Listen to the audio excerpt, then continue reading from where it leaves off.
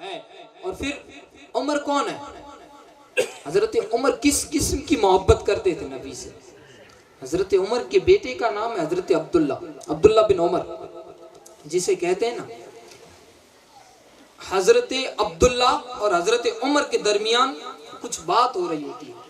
جس طرح باپ اور بیٹے کے درمیان باتیں ہوتی ہیں، گفتگو ہوتی ہے، اور ہمارے درمیان بھی، ہمارے والد کے درمیان، ہمارے درمیان، آپ کے بیٹوں کے درمیان باپ بیٹے کی باتیں ہوتی ہیں. باپ بیٹے کو سمجھاتا ہے، بیٹا یوں نہیں ہونا چاہیے، یوں ہونا چاہیے، زندگی اس طرح گزارنی ہے، اس طرح تجھے یہ کام کرنا ہے، اس طرح تجھے رہنا، اس طرح سہنا ہے، یہ کپڑا پہننا، یہ نہیں پہننا. اس طرح کئی ساری نصیحتیں باپ اپنے بیٹے کو کرتا ہے نا.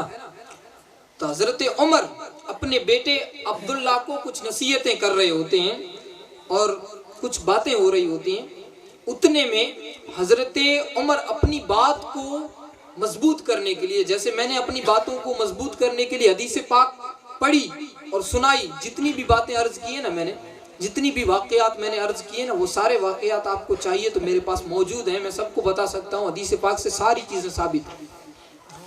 حضرت عمر اپنی بات کو مضبوط کرنے کے لیے اپنے بیٹے سے بات کر رہے ہیں، اپنے بیٹے سے بات کر رہے ہیں. اپنی بات کو مضبوط کرنے کے لیے حضرت عمر نے نبی کی بات کی اور حدیث سنائی. حضرت عمر کے بیٹے بات کو مانتے ہیں، لیکن کہتے ہیں اگر ایسا ہوتا، مگر ایسا ہوتا، اس طرح کچھ بات کرتے ہیں. حضرت عمر تلوار نکالتے ہیں، کہتے ہیں میرے گھر کو چھوڑ، نکل جا یہاں سے. حضرت عبداللہ کو گھر سے نکال دیتے ہیں، کہتے ہیں آج کے بعد گھر میں قدم رکھا ہے تو تلوار سے تیرا تن جدا کر دوں گا، سر تن سے جدا کر دوں گا. اور پھر یہ حال تھا تو حضرت عبداللہ اپنے گھر کو چھوڑ کر جاتے، چند دن باہر رہتے ہیں. اس وقت دور حضرت سیدنا صدیق اکبر رضی اللہ تعالیٰ عنہ کا دور ہے.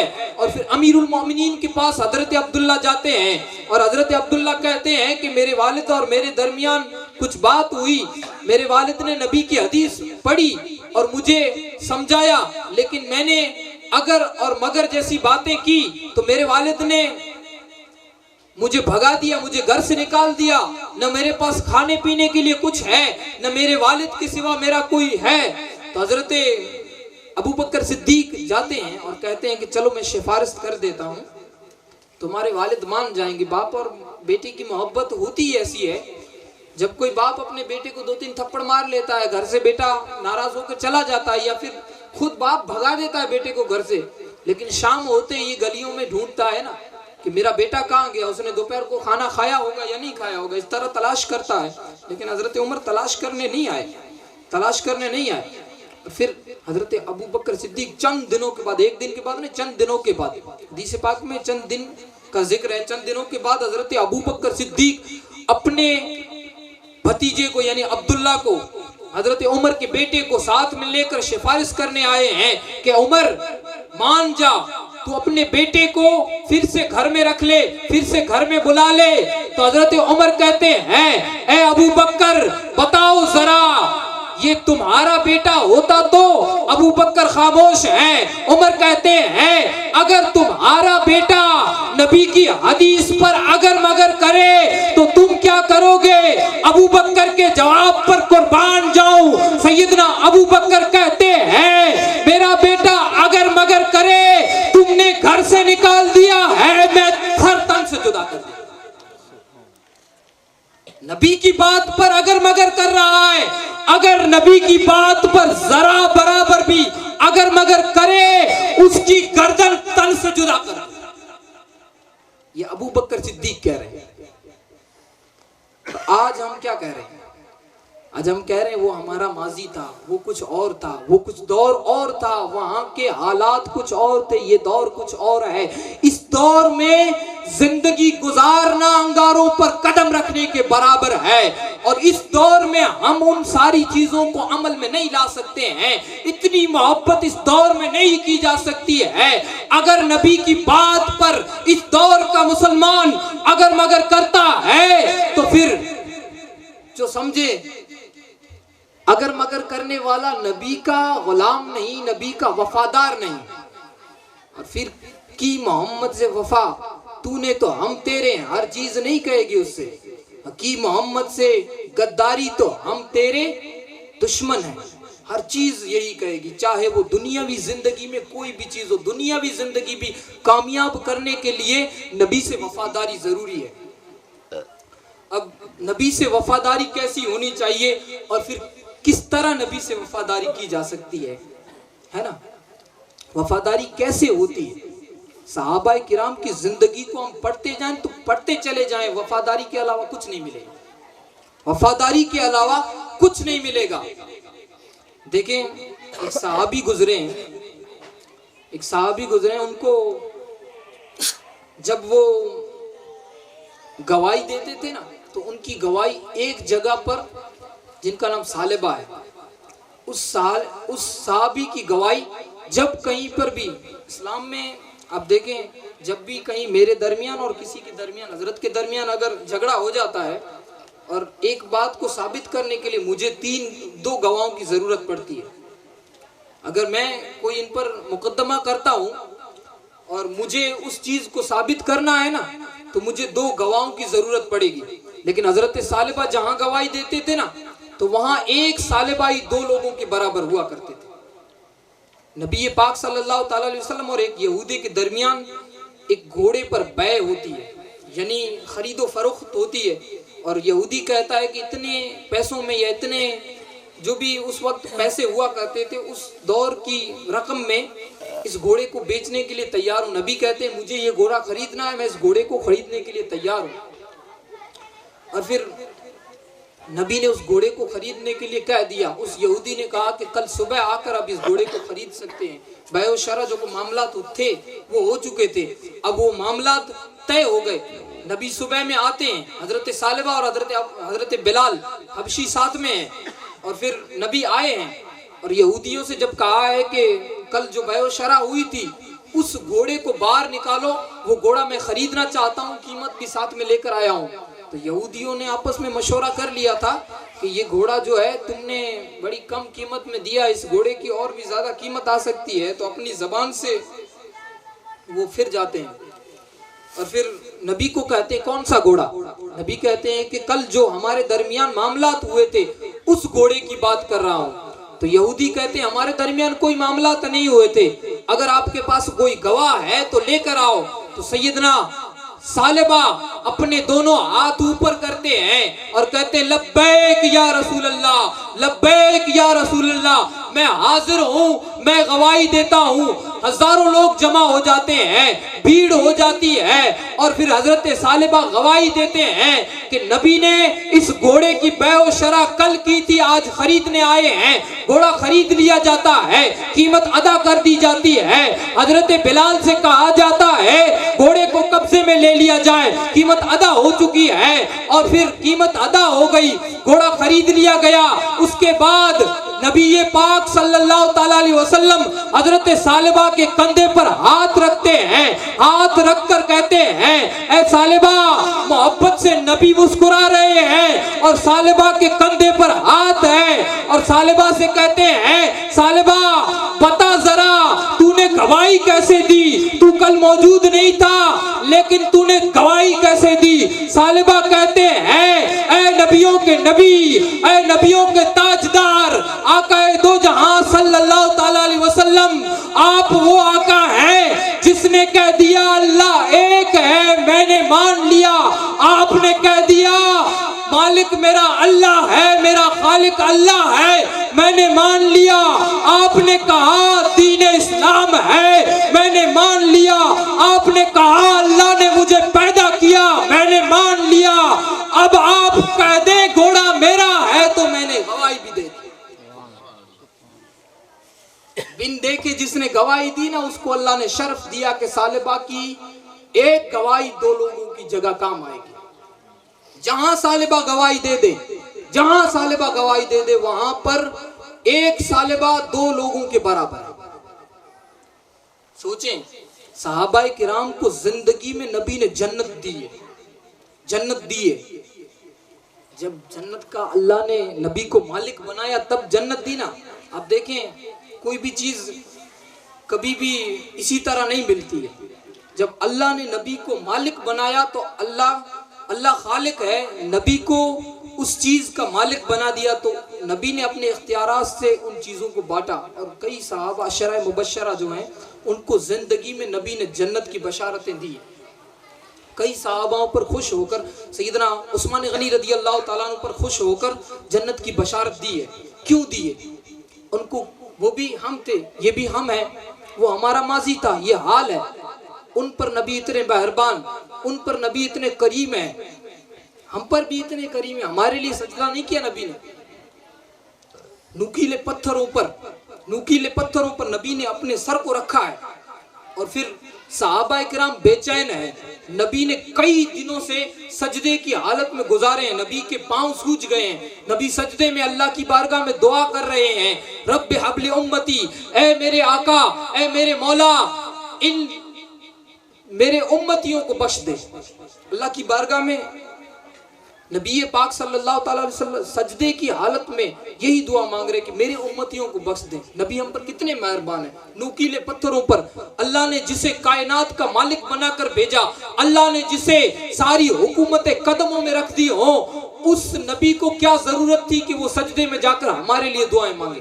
خود کے لیے نہیں، ہمارے لیے دعا مانگ رہا ہے کہ میرے امتی گنہگار ہوں گے، میرے امتی بڑے سخت لہجے کے ہوں گے، ان لوگوں کو مولا معاف فرما دے.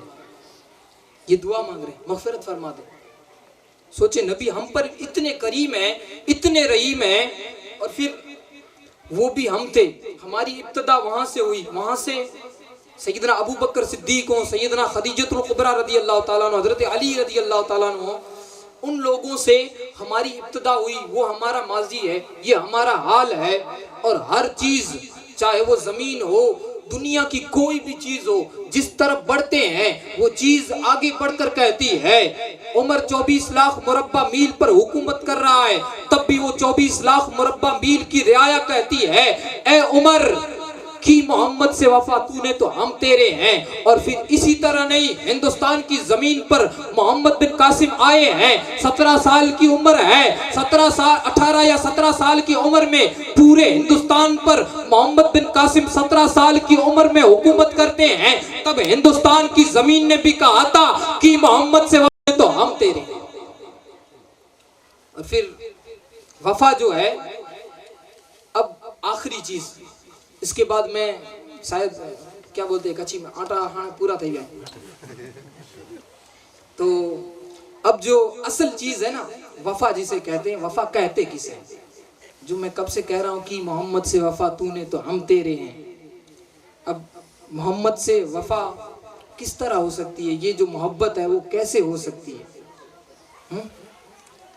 آپ بھی سوچ رہے ہوں گے. اب میں سوال پوچھوں نا آپ سے تو ہر ایک کا الگ جواب ہوگا، ہر کوئی کہے گا، اور اکثروں کے جواب یہ ہوں گے کہ محمد سے وفا یعنی نماز پڑھو، ہے نا. نماز پڑھنے والے تو بہت ہیں، نماز پڑھنے والے ہر فرقے میں مل جائیں گے.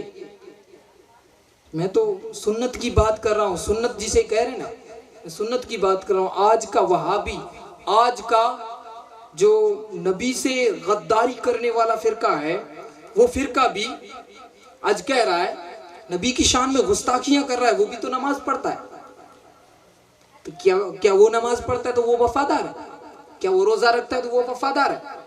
الحمدللہ روزہ رکھنا، نماز پڑھنا، اور پھر کئی ساری چیزیں جو احکام شرع میں ہیں، ان ساری چیزوں کو بجا لانا ضروری ہے، ضروری ہے. ان چیزوں پر عمل کرنا ضروری ہے، لیکن کس کے ساتھ؟ محبت رسول کے ساتھ، سنت رسول کے ساتھ، طریقہ مصطفیٰ کے ساتھ. میں نے بیان کیا تھا، میں نے پہلے ہی بتایا، میں جس چیز کو بیان کرنے جا رہا ہوں، صحابہ کرام نے اپنی پوری زندگیاں طریقہ مصطفیٰ پہ گزاری، تب جا کر انہیں کامیابی ملی. اور پھر اس چیز کا جواب یہ ہے، وفا سے مراد ہے طریقہ مصطفیٰ. طریقہ مصطفیٰ، طریقہ مصطفیٰ. نکاح تو دوسرے بھی کرتے ہیں، نکاح تو دوسرے بھی کرتے ہیں. نکاح ہمیں کس طرح کرنی ہے؟ طریقہ مصطفیٰ پر.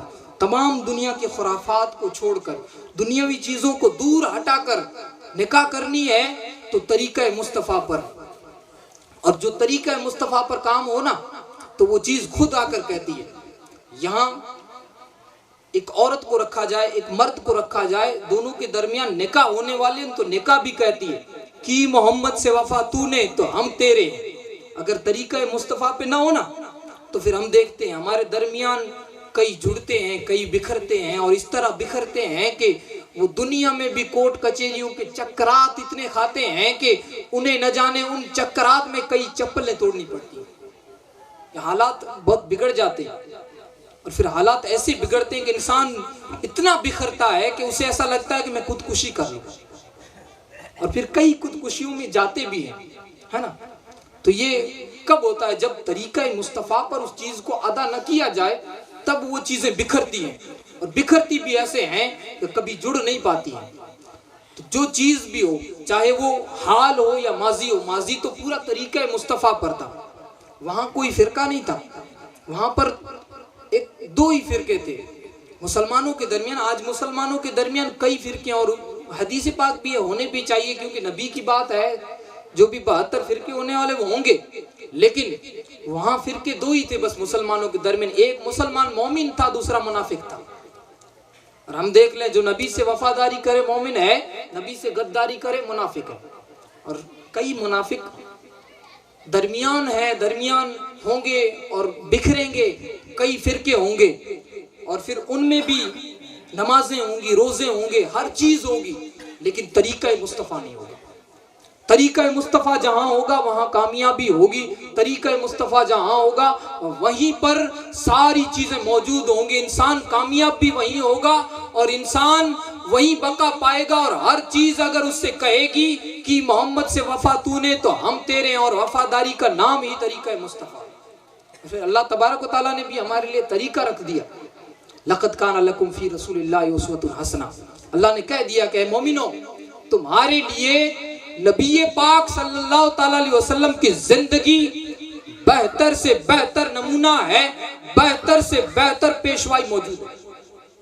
اگر نبی کی سنتوں پر عمل کیا جائے تو دنیاوی خرافات اور دوسری چیزیں جو ایسی چیزیں ہیں جو ناقابل برداشت ہیں، ان چیزوں کو چھوڑ کر نبی کی سنت پر عمل کیا جائے تو وہ چیز مضبوط ہوتی ہے، اور پھر ایسی مضبوط ہوتی ہے کہ آپ دیکھیں کچھ لوگ، آپ سوچ رہے ہوں گے کہ کچھ لوگ 2 3 4 شادیاں کرتے ہیں اور ان کے درمیان کوئی خرافات پیدا نہیں ہوتے، کیونکہ انہوں نے سنت کے مطابق اس چیز کو ادا کیا ہے۔ سنت ایک بھی کرو تو اتنی مضبوط کرو کہ طریقہ مصطفیٰ پر ہو۔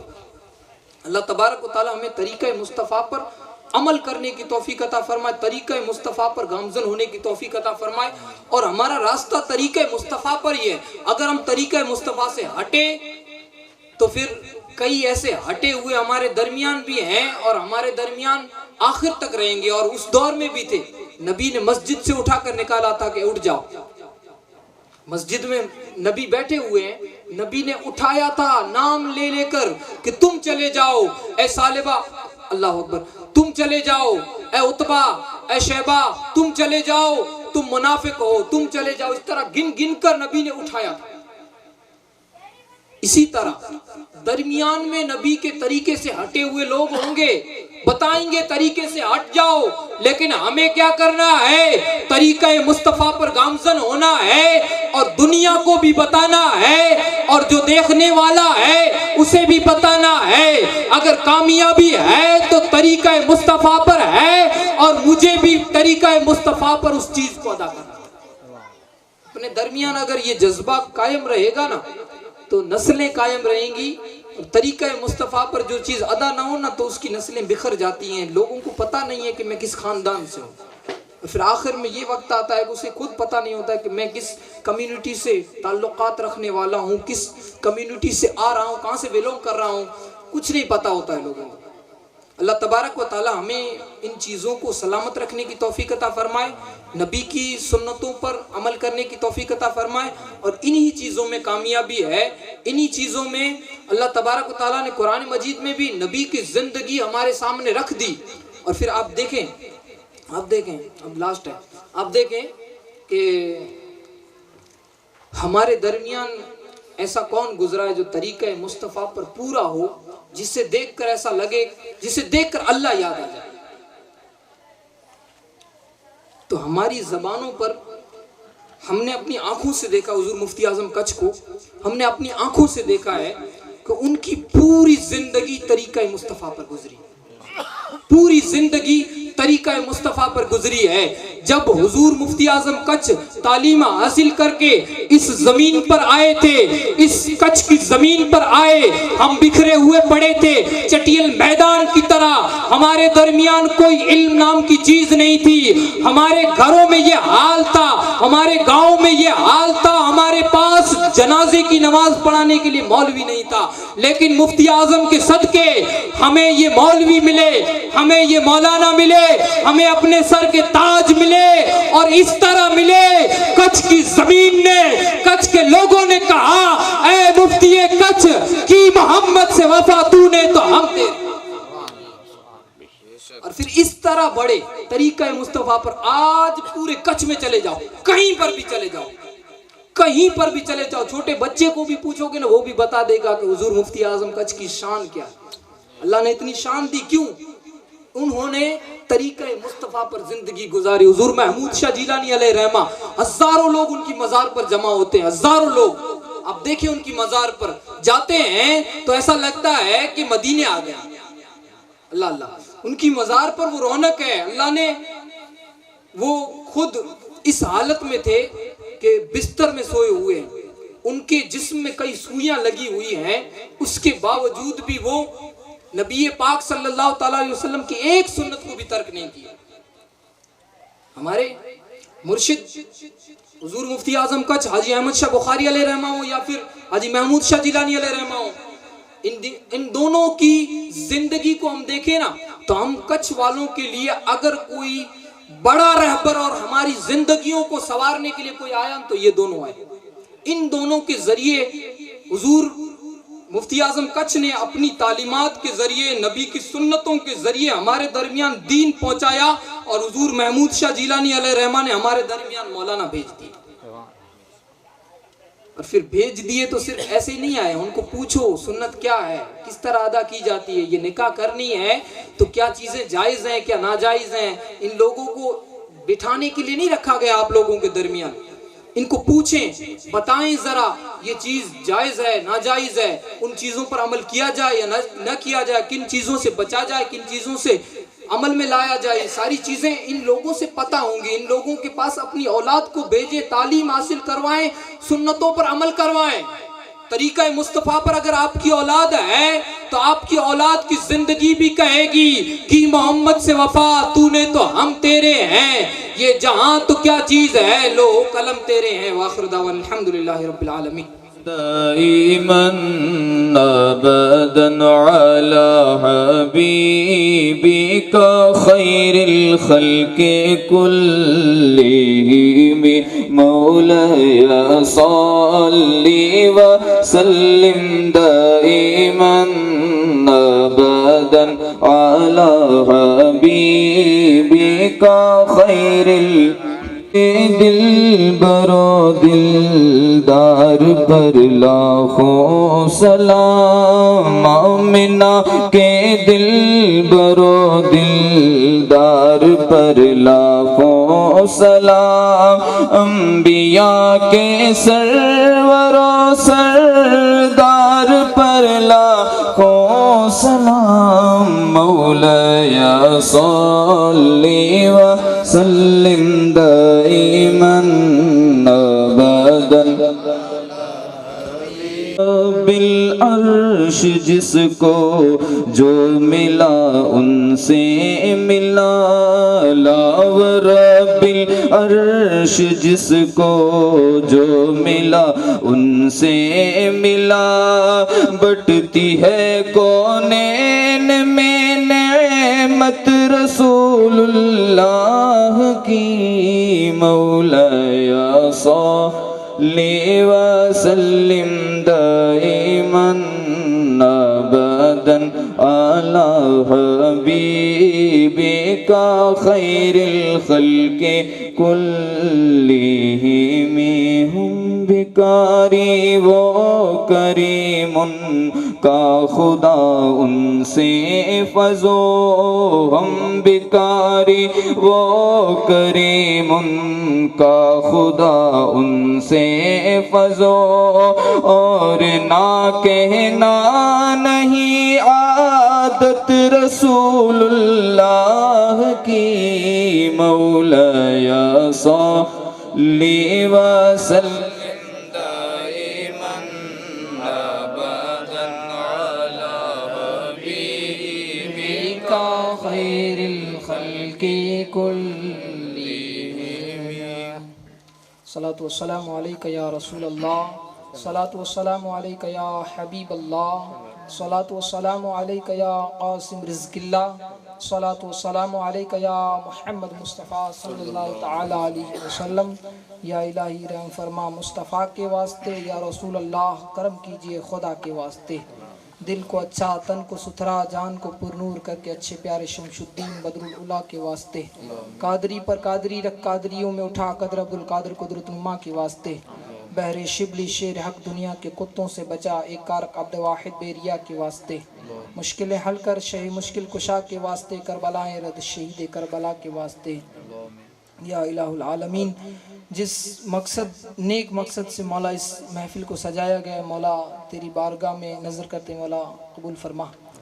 مولا جس دولے کے لیے شکرانہ نعمت کے لیے اس محفل کو سجایا گیا ہے، مولا ان کے گھر میں خوب برکت عطا فرما، ان کی ازدواجی زندگی کو کامیابی تک پہنچا، مولا ان کی زندگی کو خوب کامیاب فرما۔